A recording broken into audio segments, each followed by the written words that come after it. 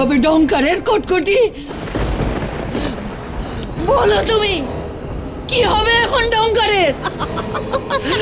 তোমার বিশ্বাসঘাতক ছেলে এইভাবেই মাটিতে পড়ে শেষ হয়ে যাবে। চলো সবাই। কটকটি! কন্যে!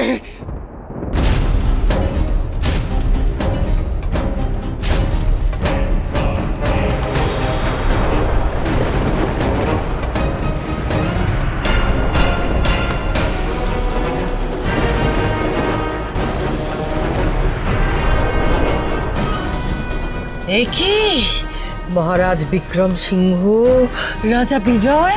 তোমার পালানোর সমস্ত রাস্তা বন্ধ, কটকটি। বন্দি করো ওদের! আপনারা বুঝি রাক্ষসী রানী কটকটিকে বন্দি করতে এসেছেন? আপনাদের সুস্বাগতম জানাই। হ্যাঁ,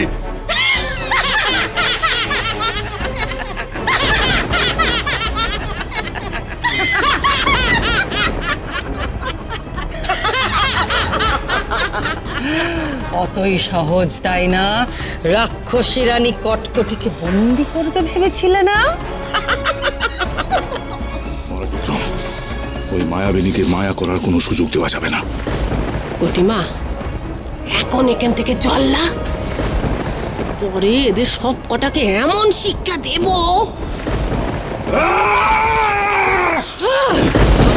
কোথায় যাচ্ছ তুমি কটকটি? নিজের স্বামীকে ফেলে? তুমি না আমার রানী? আর তুমি বজ্রমালা, তুমি তো আমার মেয়ে। আমাকেও নিয়ে চলো তোমাদের সঙ্গে।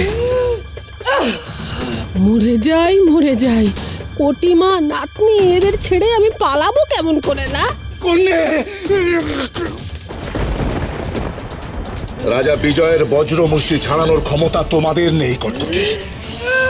রোডিনা, ঘিরে ফেলো ওদের, কেউ যেন পালাতে না পারে। চলো!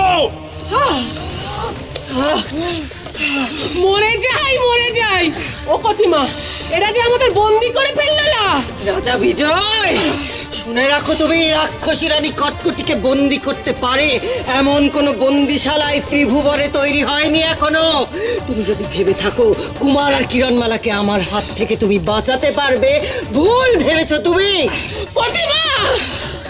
মা, আমি আমার মায়া শক্তি দিয়ে এক্ষুনি সবাইকে ছাই করে দিচ্ছি। আর কোনো সুযোগ তুমি পাবে না কটকটি, কোনো সুযোগ তুমি পাবে না। এই তোমার শেষের শুরু। নিয়ে চলো সবাইকে, রাজসভায় নিয়ে চলো। চলো চলো, নিয়ে চলো।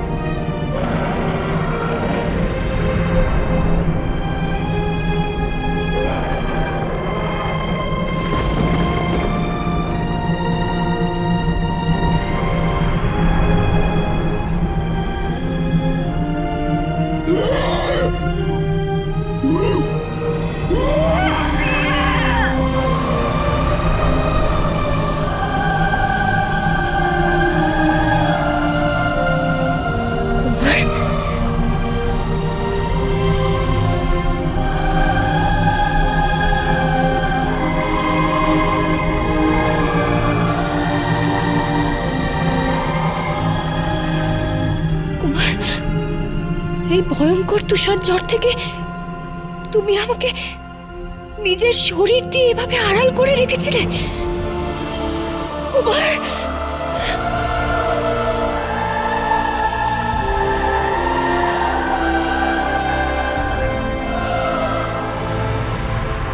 নিয়ে এসো সবাইকে, এসো, এসো। রাজা বিজয়, কি ভেবেছো তুমি আমার হাত চেপে ধরে আছো বলে তুমি আমাকে বন্দি করবে? শুনে রাখো, আমি রাক্ষসী রানী কটকটি, তোমার মতো সামান্য মনীষী ইচ্ছা আমাকে আটকে রাখতে পারে না। কটকটি!